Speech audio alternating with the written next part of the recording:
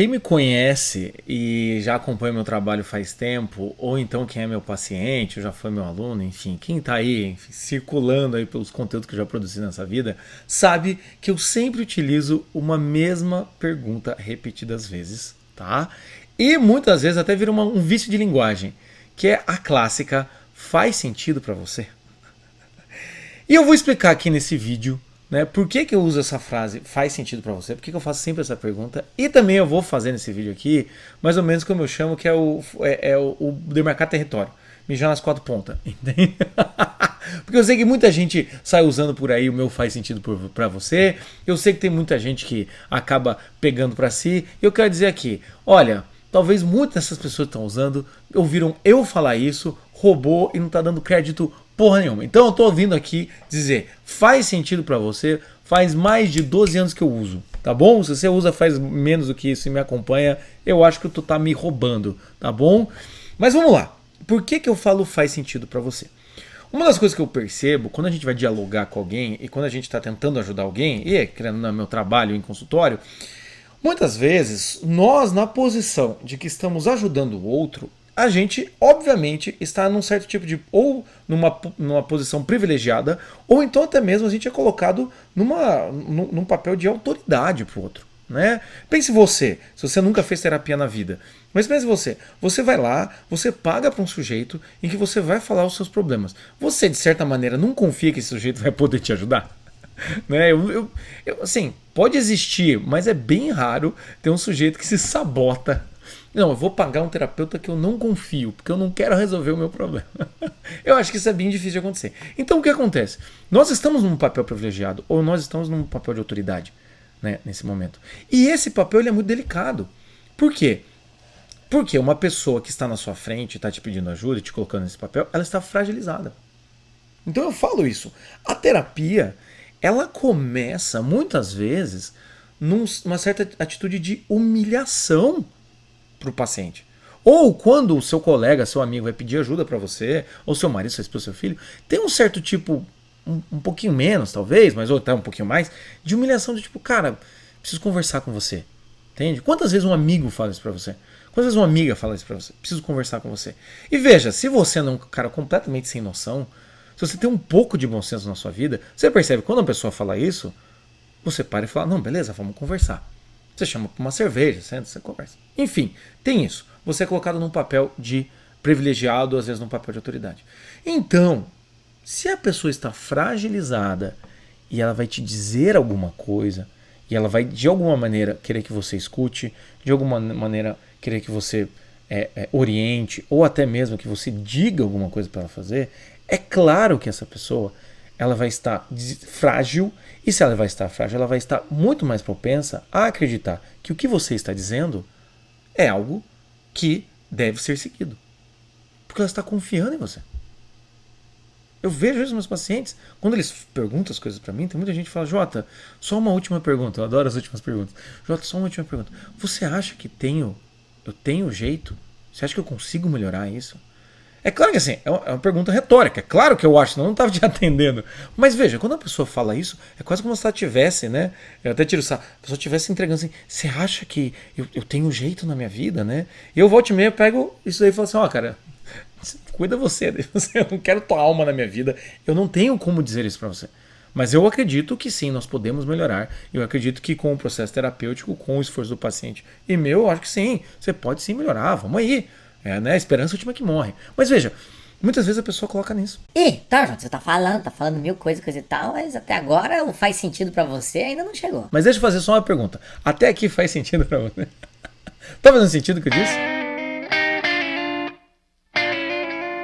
Note, quando, então, eu estou nesse papel privilegiado e eu converso com a pessoa, uma das coisas que pode acontecer é essa pessoa absorver isso como se fosse uma verdade categórica. É como se criasse uma relação vertical. Eu estou aqui fragilizado, eu perguntei para esse oráculo de Delfos, para esse profeta, para esse sujeito iluminado, e o que ele disser, então, deve ser verdade. E não raro, para a gente falar alguma coisa para a pessoa, A gente usa uns argumentos retóricos, tipo, eu te conheço, pô, cara, eu te acompanho faz tempo, pô, filhão, não sei das quantas, ô, meu bem, né, pá, isso é uma coisa... A gente usa, às vezes, um argumento em que traz uma pressão maior, enfim, então aí a gente cristaliza, né, porque é gostoso. Essa situação privilegiada é gostosa. Claro que o te ajuda, né, parece que a gente... Você já se sente sentado num grande trono e assim, sendo super categórico, né? Nossa, eu virei aqui o Sócrates, né? Eu virei aqui o sujeito aqui que eu vou, a partir de agora eu vou, né? Eu vou ter autoridade, eu vou poder conduzir essa pobre alma para o caminho de luz. Tem gente que adora isso. Por isso os argumentos retóricos de autoridade e realmente desce. Ó, eu sei o que você precisa fazer. Há muito tempo eu percebo que você precisa de ajuda. Pá! Cara, tu tá humilhando, tá assim, né? A pessoa tá assim, você vai lá e dá aquela pisada, assim. Né? Completamente sem necessidade de falar esse tipo de frase. Ó, o que eu vou te dizer, eu quero que você guarde no seu coração e nunca se esqueça. Às vezes a gente fala essas coisas com todo o carinho do mundo, mas, pô, você tá lá, né? Pisando.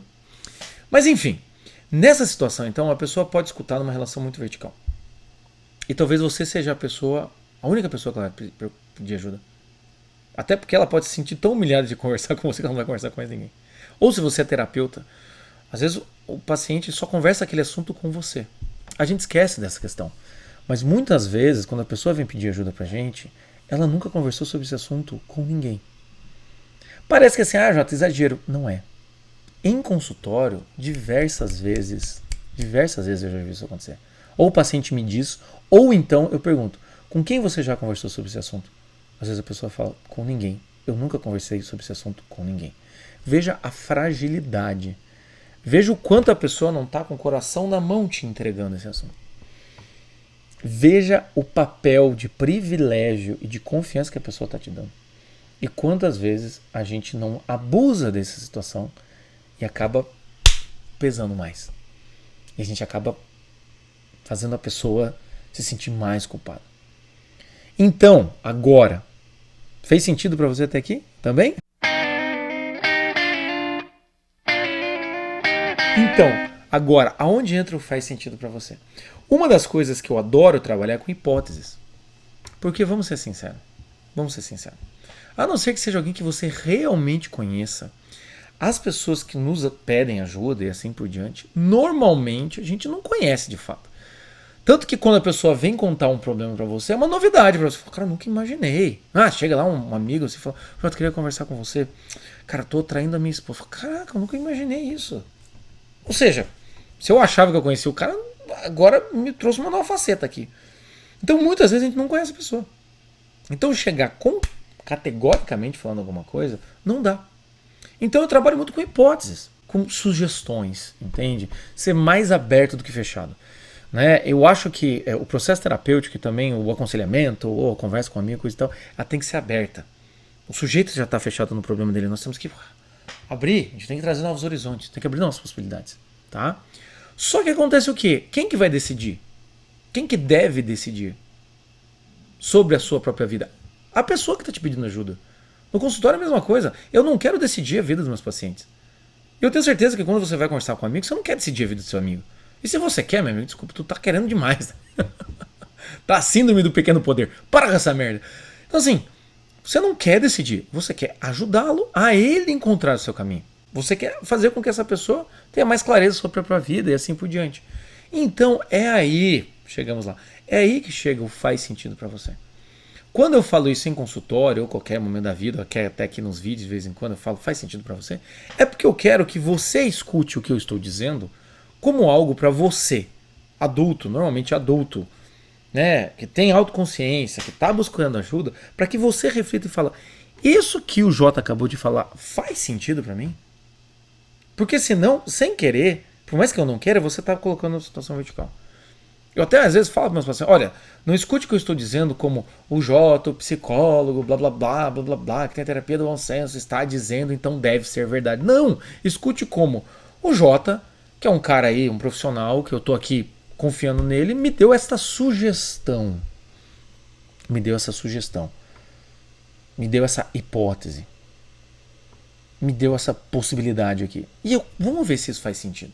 Por isso que eu falo faz sentido pra você. Por isso que eu uso isso e defendo tudo isso. Porque por mais que eu use um argumento, eu posso chegar no final e falar, olha, essa aqui é uma hipótese. Faz sentido para você essa hipótese ou a gente vai ter que pensar em outra? Não raro em terapia, ou então conversando com as pessoas, eu gosto de levantar várias hipóteses, às vezes elas são bem contraditórias. Eu nunca esqueço a vez que um paciente meu tava com um problema, há muitos anos atrás, ele tava com um problema, assim, meu casamento tá marcado daqui 6 meses, eu não sei se eu quero casar. E eu lembro que numa sessão, assim, acho que, sei lá, foi bem engraçado, assim, cômico, de que metade da sessão a gente falou sobre os motivos dele terminar, e outra metade a gente falou sobre os motivos dele continuar com ela. E no final ele olhou pra mim e falou, tá, Jota, mas e aí, o que eu faço? Né? Eu, obviamente, né, na minha terapêutica, é um clássico isso, eu falei, eu vou lá saber. Ele falou, mas como assim, ué? Você falou de um lado, você me deu vários argumentos de um lado, a gente conversou dos argumentos. Eu falei, mas eu não sei, quem tem que decidir é você. Eu tô levantando as hipóteses aqui. Pensa você. Aí ele ficou olhando pra mim e falou, é verdade. Rimos e ele foi embora. Mas a questão é essa. A questão, assim, levantar várias hipóteses. Tá, você tá com dificuldade financeira. Tá, o que você acha que dá pra fazer? O que você já pensou? Quais são as saídas? Posso pedir dinheiro pedir dinheiro pro seu pai. Aí você começa a levantar, tá, mas isso é bom, isso é ruim, em que sentido? Pedir pro banco, será que dá? Pô, moça, e se você fizesse tal coisa? Vamos levantar hipóteses. E por mais que eu fale alguma coisa que seja um pouco mais direcionada, eu gosto de falar o que faz sentido pra você, porque eu quero que a pessoa escute e pegue pra ela. Entende? Ou pelo menos assim, eu estou te perguntando, faz sentido pra você? Faz. Então agora vamos ver se essa hipótese que aqui na argumentação parece fazer sentido para você, vamos ver se na prática funciona.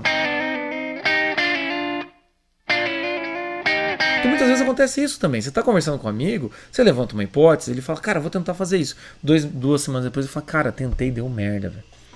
Pá, aquela ideia que a gente teve foi tão boa, mas quando eu fui tentar, então não deu. Vamos tentar outra coisa. É isso. O faz sentido para você é o momento de você pegar essa relação vertical e botar numa horizontal. No sentido de, tô falando aqui coisa e tal, você tá precisando de ajuda, mas faz sentido pra você? O que eu tô falando tá te ajudando ou não? Tem a ver com a tua vida? Né? E o faz sentido pra você traz também um acolhimento. Por quê? Porque você tá respeitando o outro. Você não tá atravessando com o argumento. Deixa eu te falar uma coisa. Tá? Eu não ia te dizer, mas agora eu vou te dizer. Eu tenho que ser sincero com você. Esse tipo de... Cadê o acolhimento desse argumento? Cadê o acolhimento? Tu tá tratando o outro feito idiota. Se o outro estiver fazendo coisa muito idiota, trate ele feito idiota. Às vezes é a melhor coisa para fazer isso. Mas na maior parte das vezes, você tá tratando uma pessoa que tá passando por uma dificuldade e pode melhorar como um completo idiota. Então faz sentido para você, para mim, é o momento que você olha pro outro e fala, eu te respeito. Eu respeito a sua individualidade. Eu respeito a tua responsabilidade. Faz sentido. Eu tô tentando ajudar. Faz sentido. Enfim, fez sentido pra você? Faz sentido o que eu tô dizendo aqui? Então, meus caros, use e abuse o faz sentido pra você, tá bom? Mas por favor, me marca. Se você conheceu isso agora aqui, me marca, tá bom? Use o faz sentido pra você. Principalmente quando você estiver argumentando com a sua esposa, com o seu marido, com o seu filho, quando você quer ser mais compreensivo. Use o seu argumento, mas depois no sentido assim, meu bem, faz sentido o que eu tô falando? Às vezes eu até mesmo, quando a coisa é muito delicada, eu falo, faz sentido o que eu tô falando, e eu até dou outra hipótese, eu falo, faz sentido o que eu tô falando, ou eu tô aqui viajando, eu, sei lá, né, tentei chutar, acertar a gaveta, mandei na arquibancada. Faz sentido pra você? Eu tô errado. Às vezes você faz isso, você dá liberdade pro outro dizer, cara, eu acho que não é isso. Porque também tem isso. Quando a pessoa pede ajuda e você dá uma opinião, às vezes a pessoa fala, cara, o outro não me entendeu e eu não sei como dizer pro meu amigo que veio comigo no boteco, veio conversar comigo, ou com a minha amiga que tá aqui se desprendendo pra conversar comigo, ela tá dando uma opinião completamente errada, eu não sei como dizer assim, ai amiga, eu te chamei pra um café aqui, mas puta, você só tá falando merda. Então é um exercício de liberdade pro outro, até mesmo humildade sua. Às vezes a tua hipótese, isso já aconteceu várias vezes em consultório, a tua hipótese é excelente, realmente. Assim, a margem de erro é muito pequena, entende? É uma margem muito pequena de o que você está falando está errado. Mas às vezes você fala, faz sentido para você, para a pessoa poder ter liberdade de pegar aquilo. E já aconteceu várias vezes de assim, mesmo eu acreditando estar muito certo, porque eu estou acompanhando o paciente faz tempo, e eu falar, faz sentido para você? O paciente falar, acho que não. Não é bem isso. Você fala, oh meu Deus, vamos lá. Enfim, não faz. Para ele ainda não faz sentido isso aqui, então vamos argumentar de outra maneira. Vamos buscar outra saída. Enfim, para não ficar aqui uma aula sobre faz sentido para você, tá? Fez sentido para você? Faz sentido o que eu tô dizendo aqui? Faz sentido utilizar isso? Tá? Escreve para mim aqui embaixo então se fez sentido para você, em que sentido faz para você. Se você tá vendo que tem alguma dificuldade, algum problema, em que às vezes só utilizando esse recurso já poderia facilitar. Se você já usou isso, seja na sua prática, ou se você é terapeuta e tá usando isso em consultório, ou se você acha que é interessante, tá bom? Se faz sentido para você, escreve para mim aqui. Eu quero saber que sentido faz aí na tua vida. E claro, me siga aqui no meu canal, tá? E faça chegar, né? Principalmente aí para grupo de família, grupo de amigos, publica lá no Instagram, me marca, entendeu? Bota lá o link do vídeo, tá? Esse tipo de coisa, adoro esse tipo de coisa. E se você é terapeuta, assim, eu tenho certeza que isso pode te ajudar. Eu já vi vários supervisionados meus, alunos, utilizando isso e falando que dá uma melhor, dá um alívio. A pessoa consegue dar uma respirada, o paciente consegue funcionar no processo dele sem a gente atropelá-lo, tá bom? Então é isso, meus caras. Um grande abraço. Até.